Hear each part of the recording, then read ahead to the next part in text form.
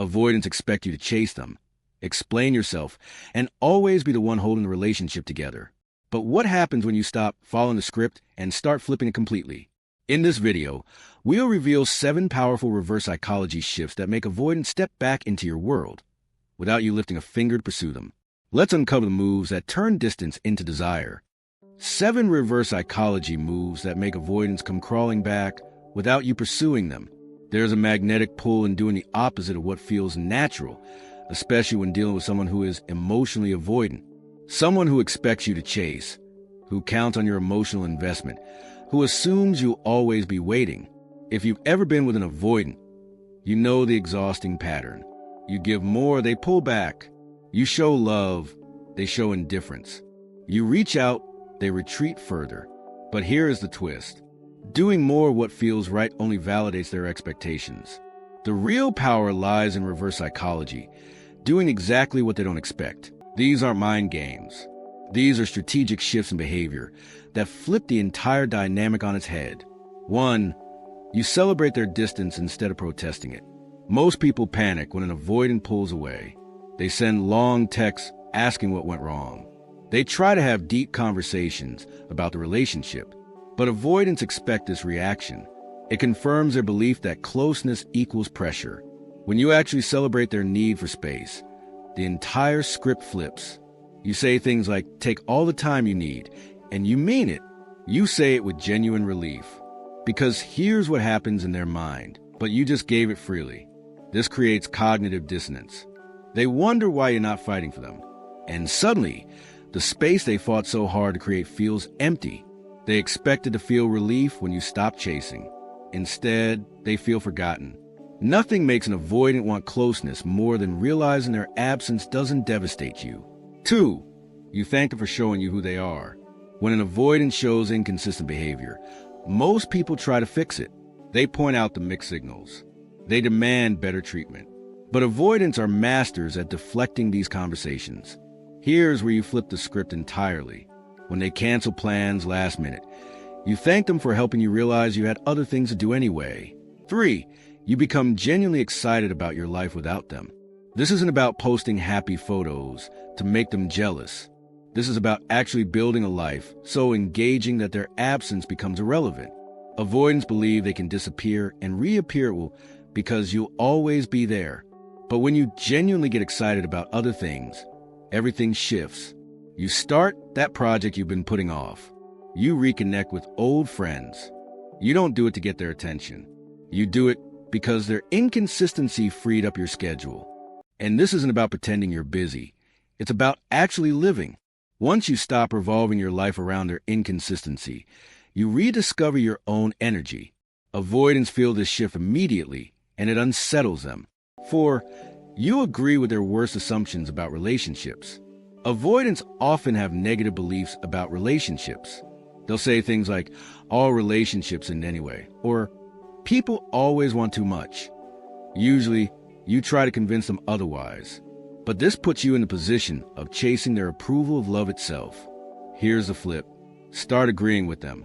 When they say relationships are too much work, you say, "You're absolutely right. I've been thinking the same thing." Not with defeat, but with enlightenment. This agreement breaks their entire system. They're used to being the cynical one, while you're the hopeful romantic. But when you start echoing their doubts, they panic. Deep down, avoidants don't actually want to give up on love. They want you to hold the hope while they hold the fear. When you agree that relationships might not be worth it, they suddenly feel the need to convince you otherwise. 5. You stop being available for unclear communication. Avoidants are masters of vague communication. They send mixed signals, breadcrumbs, texts that can mean anything. Most people try to decode these messages. But here's the reverse psychology move. You simply stop engaging with anything that isn't clear. When they send a vague, "Hey," you don't respond. When they make unclear plans, you make other ones. This forces a complete change in dynamic. Avoidants rely on ambiguity to maintain control. But when you stop playing detective, they lose their power. Now they have 2 choices. Continue being vague and get ignored, or start being clear about what they want. Your time is too valuable for maybe. When they realize their usual mysterious act isn't working, they're forced to step up or step out. You can even flip the script with humor. If they text, "Hey," you might reply days later with a simple wave emoji, showing you don't take vague effort seriously. 6. You mirror their emotional temperature without explanation. Avoidants run hot and cold. Usually, you try to maintain steady warmth, hoping your consistency will balance their inconsistency. But this actually enables their behavior. Here's what changes everything. You start matching their emotional temperature exactly. When they're cold, you're cold. When they're warm, you're warm. But you never explain why. You just naturally match their energy like it's the most normal thing in the world. For the first time, they experience what it's like to receive their own behavior. They can't blame you for being needy because you're giving them space. They're forced to see their own behavior reflected back, and that reflection makes them want your warmth, so they step up. 7. You become impossible to guilt or manipulate. Avoidants often use subtle guilt to keep you hooked. They'll mention how damaged they are from past relationships. They'll make you feel responsible for their emotional walls. Usually this works. You exhaust yourself trying to heal wounds you didn't create. But when you become immune to guilt, everything changes. When they mention their trust issues, you say, "That sounds really hard for you," and change the subject. The truth about these reverse psychology moves is that they only work when they come from a real place. You can't fake indifference while secretly checking their social media. Avoidants have a sixth sense for fake detachment. Here's what happens when these moves are authentic. The avoidant starts experiencing the absence of emotional supply. They're used to being someone's project, but now they're just optional. They start doing things they've never done before. They double text. They make actual plans in advance.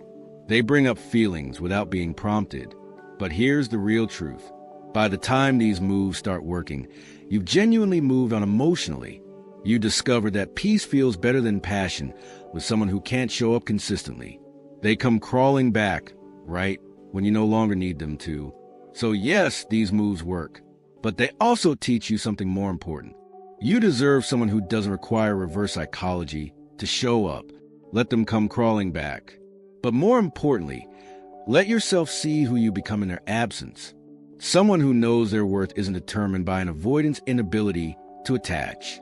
That's the real power move. Not making them want you back, but no longer caring if they do. These reversals don't just change how avoidants react. They change how you see your own worth. The real power isn't about forcing them to come back. It's about choosing yourself